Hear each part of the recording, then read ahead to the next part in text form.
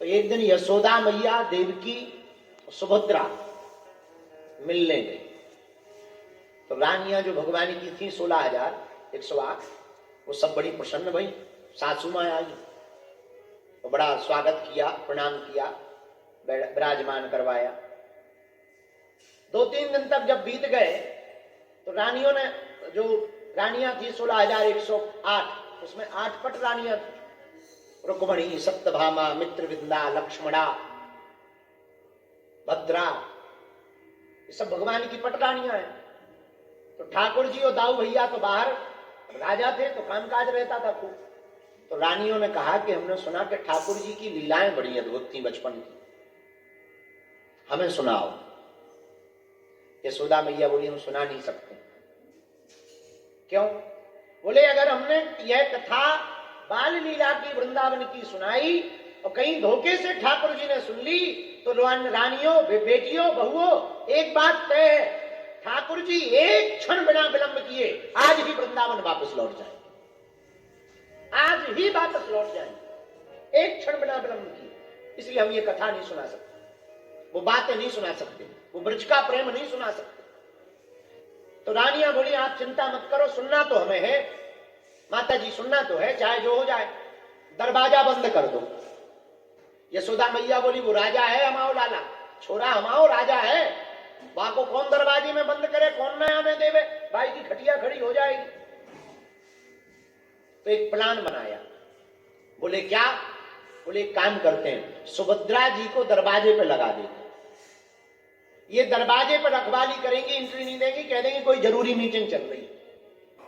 सुभद्रा जी की बात दाऊ भैया भी मान जाएंगे और ठाकुर जी भी मान जाएंगे। हाँ ये बढ़िया है। दरवाजे पर सुभद्रा जी को खड़ा कर दिया। अब यशोदा मैया ठाकुर जी की मधुर मधुर बाल लीलाओं को सुनाने लगी। आहा, वो ब्रज की लीलाएं, वो यमुना का किनारा, वो बंसी बट,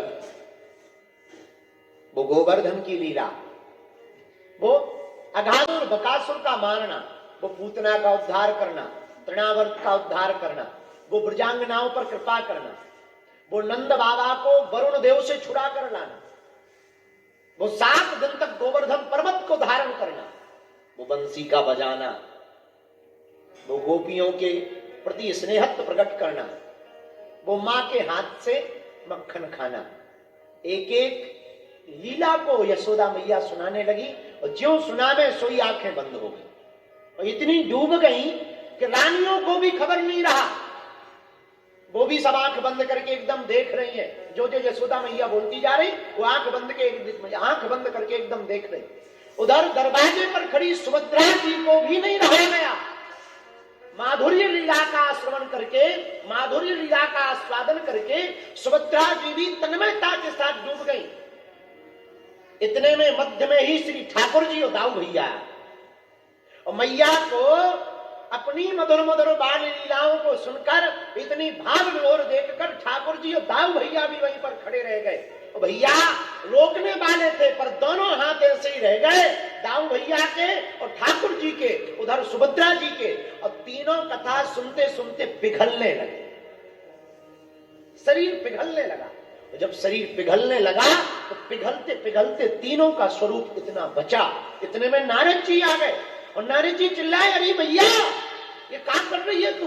और जहां आंखें खोली तो देखा ठाकुर जी के दोनों हाथ ऐसे हैं और पिघलते जा रहे हैं, सुभद्रा बहना के दोनों हाथ ऐसे हैं, पिघलते जा रहे हैं। उस स्वरूप को देख करके नारद जी महाराज अद्भुत रह गए। भैया जब मैया अपने लाला की मधुर मधुर लीलाओं को सुना रही थी तब 22 समय ठाकुर जी जब मध्य में आए, अपनी ही लीलाओं को सुनकर के और रानियों को भाव विभोर देखकर, मैया को भाव विभोर देखकर ठाकुर जी की आंखें फटी की फटी रह गई। वही कारण से आज भी जगन्नाथ महाप्रभु की आंखें बड़ी बड़ी है।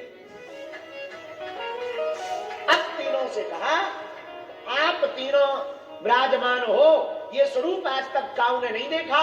नारद जी बोले सरकार ये स्वरूप आज तक काऊ ने तुम्हारा नहीं देखा, हम तो यही स्वरूप के दर्शन करना चाहे। तब भगवान ने नारद जी को कहा कि जाओ हम तुमको आशीर्वाद देते हैं, इसी स्वरूप में नीलांचल पर्वत के मध्य में जगन्नाथपुरी में भगवान जगन्नाथ के रूप में हम विराजमान होंगे।